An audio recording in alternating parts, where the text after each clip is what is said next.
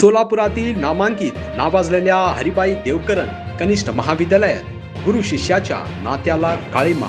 शिक्षण प्रसारक मंडळ पुणे संचलित त्यांच्या सोलापुरातील विविध शिक्षण संस्थेपैकी हरिबाई देवकरण कनिष्ठ महाविद्यालय 100 वर्षापासून नामांकित शैक्षणिक संस्था असून कनिष्ठ महाविद्यालयाचा सुवर्ण महोत्सव वर्षात चालू असताना पवित्र अशा शिक्षण क्षेत्रामध्ये गुरु शिष्याच्या नात्याला काळीमा फासण्याचे काम येथील कार्यरत प्राध्यापक सुमित गाडेकर या शिक्षकाने आपल्याच एका अल्पवयीन विद्यार्थिनीवर अतिप्रसंग केल्याने शिक्षणासारख्या पवित्र क्षेत्रात खळबळ माजली आहे.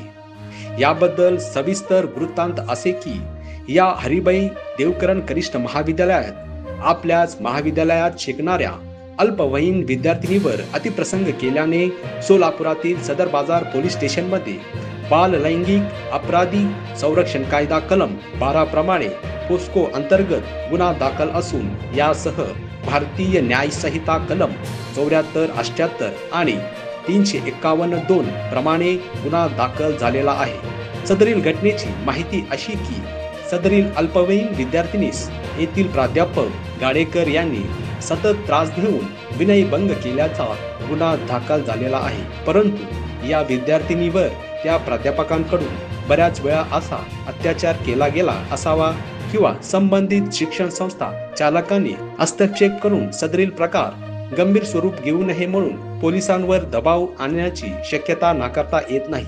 त्यामुळे असे किती प्रकार या संस्थेत चालत आलेले असावेत त्यास आणखी वाचा फुटलेला नाही असा संशय निर्माण होतो.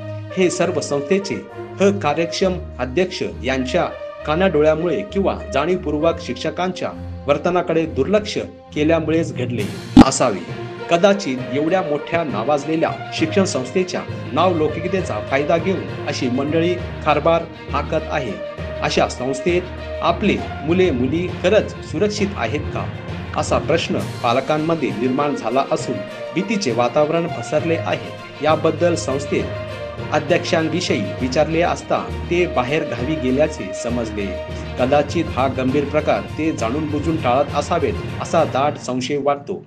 केंद्र आणि राज्य शासनाच्या निर्देशनानुसार महिला व बाल विकास विभाग अधिनियम 213 अनुसार महाविद्यालयात मुलींचे आणि महिलांचे लैंगिक छळापासून संरक्षणासाठी व्यवस्थापनाने अंतर्गत तक्रार समिती गठीत केली आहे का? मग तिथे या लैंगिक छळाची दखल घेतली नाही का? असे अनेक प्रश्न या निमित्ताने निर्माण होतात.